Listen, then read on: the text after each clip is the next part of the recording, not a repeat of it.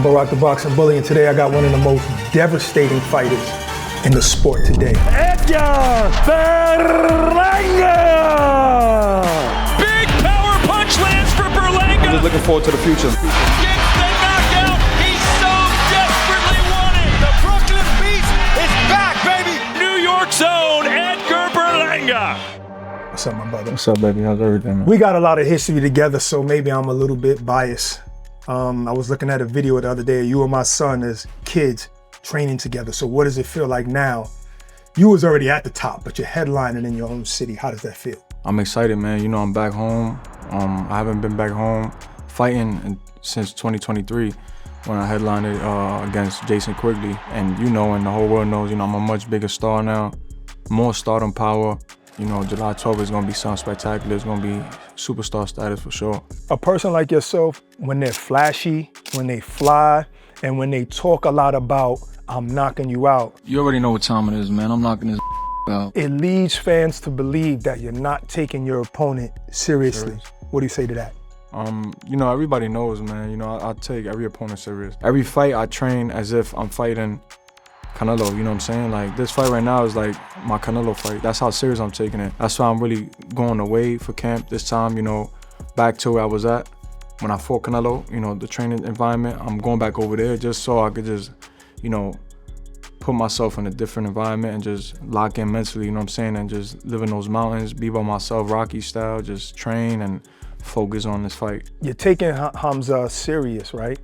But it seems like he's the guy. You know, he's the guy that Turki Alashek has plans for as well, but also for yourself. But do you feel like after this guy, you can get a rematch with Canelo, or do you got to go to Munguia route or somebody else?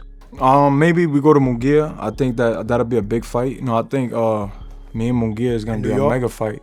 New York, Vegas, wherever. You know, I don't care. Yeah. You know, we go to Vegas. You know, there's 100,000 Mexicans over there. I don't care. I fought Canelo on that's basically his home turf, and I fought him there. That's a good point. And I was fine. You know, I was comfortable. So one thing I want to say, you know, people think, right, that this fight is I'm the A side.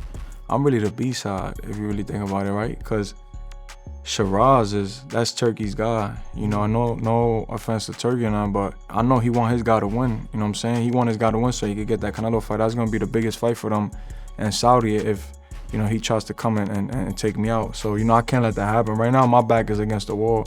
I just want to hurt him. You know what I'm saying? I want to go in there and I want to perform. You know, I want to show the world, you know, who I am. You know, perform in front of 14,000 people in my hometown, you know. Obviously, you've seen Hamza's last performance, Sheeraz's last performance. Do you think he won, or do you think Carlos Adames actually won that fight? Yeah, Carlos Adames really won that fight. They all know it. His face, you can see his face. Turkey, I was watching Turkey that whole fight. I watched the fight like 20 times, but yeah. I watched Turkey. Turkey was getting up from the seat, leaving, coming back. Frank Warren was screaming, ah!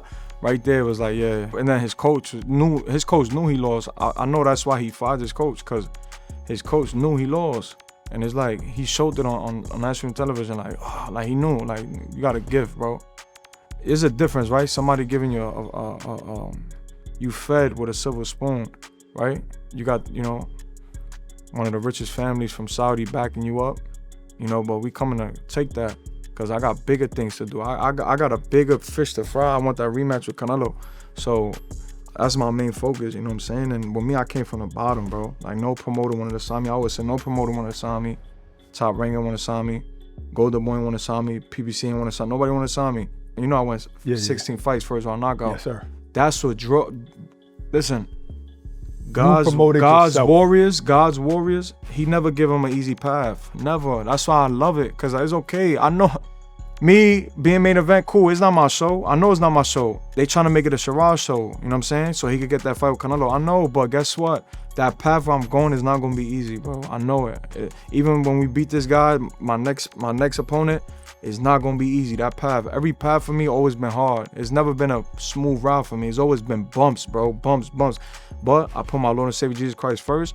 I put my shield on, you know what I'm saying? And I'm a warrior at the end of the day. So I know with my mind and my nuts and my heart, I know I'm aligned, bro. So I know I'm gonna go through that wall. Right. Rate Sheeraz 1 to 10.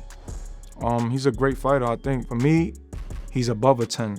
And that's how I gotta look at it.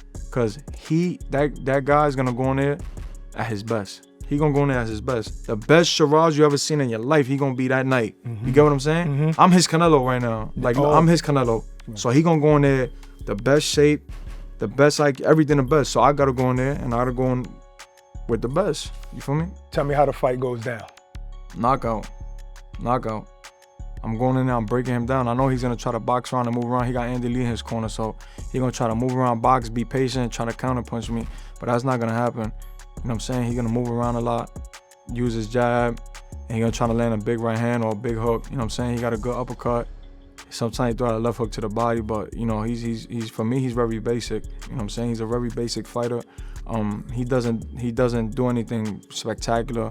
You know, it's a lot of just 1-2s, 1-2-3s, and just he stays patient, a lot poised. So, you know, we just gotta break that down, you know, round by round, be smart, you know, IQ, be patient, you know what I'm saying? Be alert, and just don't get hit with nothing stupid. You know what I'm saying? The fight's gonna die down. You know, eventually when the fight starts caving in, and that's when he gotta put his nuts on the table, and I gotta put my nuts on the table and go, yo, what's going on? What we nuts doing? on the table? Like everybody. You know what I mean, though? You know what I'm saying? You know, like, yo, what we doing? Like, you know how it go? You know what I'm saying? The fight always dies down. Yep. Everybody has that energy. The first half of the fight, bro, everybody's a star. Everybody's and then everybody the can fight. And then now, Yep. you start fighting with your mind, your heart, you know what I'm saying, your conditioning. So that's when shit starts picking up. And, you know, that's why you got to go in there and be in shape, you know what I'm saying? Because if you're not in shape, you're nothing in boxing. You know what I'm saying? Without conditioning, you ain't shit. That's a fact. Well, I look forward to it. Good luck, my man. We're ready. Yes, sir. Sir. July 12th, Berlanga versus Sheeraz. Brought to you by Ring Magazine, live on DAZN.